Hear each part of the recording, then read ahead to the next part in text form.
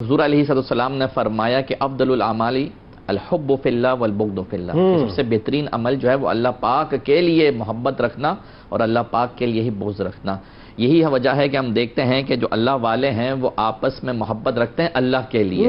تو ایک طرف تو ہمیں امام شافعی کی محبت اور ان کا مقام و مرتبہ امام احمد بن حنبل کے حوالے سے یہ نظر آتا ہے کہ آپ فرماتے ہیں کہ احمد امام فی 8 خصال، فرماتے ہیں کہ امام احمد بن حنبل یہ وہ ہیں جو 8 خصلتوں والے ہیں، 8 خصائص والے ہیں۔ وہ کیا ہے؟ فرمایا امام فی القرآن، امام فی الحدیث، امام فی السنہ، امام فی الفقہ، امام فی اللغہ، امام فی الورع، امام فی الزہد، اور پھر فرمایا امام فی الفقر۔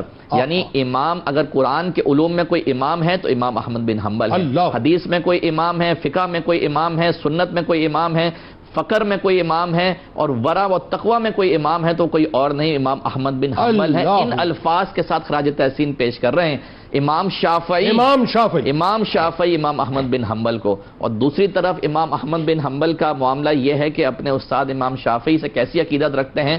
تو ایک دفعہ آپ کے جو بیٹے ہیں حضرت امام احمد بن حنبل کے صاحبزادے، تو وہ امام احمد بن حنبل سے سوال کرتے ہیں کہ یا سیدی یا والدی، آپ اتنا زیادہ کیوں امام شافعی کے لیے دعا فرماتے ہیں؟ میں نے دیکھا کہ 40 سال تک کوئی نماز آپ کی ایسی نہ گئی جس میں آپ نے امام شافعی کے لیے دعا نہ کی ہو۔ تو فرماتے ہیں کہ یا بنیا، اے میرے بیٹے، امام شافعی کے لیے میں دعا کیوں نہ کروں؟ فرمایا کالشمس للدنیا، کہ وہ تو دنیا والوں کے لیے سورج کی مثل ہے، وہ لوگوں کے لیے عافیت ہیں، تو ان جیسا کوئی ہو تو مجھے ذرا بتاؤ۔ پھر امام شافعی نے جو خواب دیکھا، وہ خواب کیا تھا؟ جنید بھائی اس کو البدایہ والنہایہ کے اندر امام ابن کثیر نے ذکر کیا، اور بھی کئی مورخین نے اس کو ذکر کیا ہے۔ کہتے ہیں کہ ربی یعنی امام شافعی کے جو شاگرد ہیں ربی بن سلیمان، ان کو امام شافعی نے ایک خط بھیجا اور کہا کہ یہ خط جو ہے جا کے امام احمد بن حنبل کو دے دو۔ اچھا، وہ خط لے کر امام کے پاس پہنچتے ہیں۔ وہاں جب پہنچتے ہیں تو امام صاحب پوچھتے ہیں کہ تم نے پڑھا اس خط میں کیا ہے؟ تو ربی عرض کرتے ہیں یا سیدی میں نے نہیں پڑھا کہ اس خط کے اندر کیا ہے۔ اب جب خط کو وہ کھولتے ہیں امام احمد بن حنبل اور پڑھنا شروع کرتے ہیں تو آپ کی اشک باری شروع ہو جاتی ہے، آنکھوں سے جو ہے وہ آنسوں کی قطار لگ جاتی ہے۔ اب جب یہ پڑھ لیتے ہیں تو سامنے ربی جو ہے تھوڑا پریشان ہوتے ہیں، کیوں رو رہے ہیں؟ سوال کرتے ہیں بارگاہ امام احمد بن حنبل میں کہ یا سیدی کیوں آپ رو رہے ہیں؟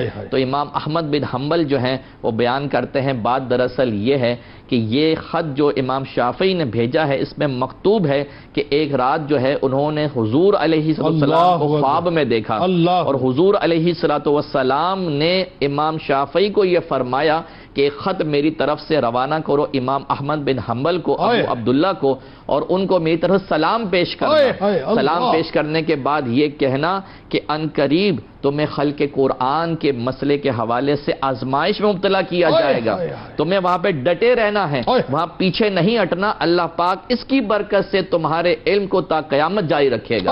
اب جب یہ کلام انہوں نے سنا، اس خط کو پڑھا تو وہ اشک جاری ہو گئے، اور پھر اس خط کی بعد امام احمد بن حنبل نے اپنی قمیض جو آپ پہنے ہوئے تھے ربی جو ہیں ان کو عطا فرمایا۔ انہوں نے سوال کیا کہ اس کے بدلے میں کوئی تحفہ تو بنتا ہے، اتنی بڑی بشارت، اتنی بڑی حلاوت البشارہ، تو آپ نے 2 چادریں ایک کپڑا ان کو عطا کر دیا۔ آپ کے جو الفاظ ربی کے وہ ہیں حلاوت البشارہ، کہ خوشخبری ہو، ایسی مبارک ہو، ایسی بشارت پر، تو آپ نے اس کے بدلے میں جو ہے وہ آپ کو اپنی قمیض عطا فرمائی۔ اچھا، یہاں پر پھر آگے کیا ہوا؟ اب بڑا کمال معاملہ۔ ہاں، اب ہوا کیا؟ ہوا یہ کہ جب یہ قمیض لے کر امام شافعی کے پاس جاتے ہیں تو پھر سارا واقعہ بیان کرتے ہیں، اس طرح کا معاملہ ہوا، اور واقعہ بیان کرنے کے بعد امام شافعی ربی سے جو ہے وہ یہ کہتے ہیں کہ دیکھو میں تم سے قمیض کا سوال تو نہیں کرتا، یہ تو تمہیں ہی عطا کی گئی ہے، لیکن ایک کام میں خریدنے کی بات کرتا ہوں، نہ میں خریدنے کی بات کرتا ہوں، لیکن ایک کام ضروری کرنا، تھوڑی دیر کے لیے مجھے دو، میں اس کو پانی میں بھگوؤں اور اس کا جو غسالہ ہے فرمایا حتی تبرک بہ، کہ میں اس غسالے سے برکت حاصل کروں۔ امام شافعی جس شخصیت کے کرتے سے برکت حاصل کریں وہ شخصیت امام احمد بن حنبل کی شخصیت ہے۔ سبحان اللہ۔ اور بات یہ ہے کہ استاد شاگرد کے چادر سے جو برکت حاصل کرے، وہ بھی استاد وہ جو مطلب ہاشمی خاندان سے، اب آپ سوچیے کیا مقام و مرتبہ اللہ تعالیٰ نے امام احمد بن حنبل رحمۃ اللہ علیہ کو عطا فرمایا۔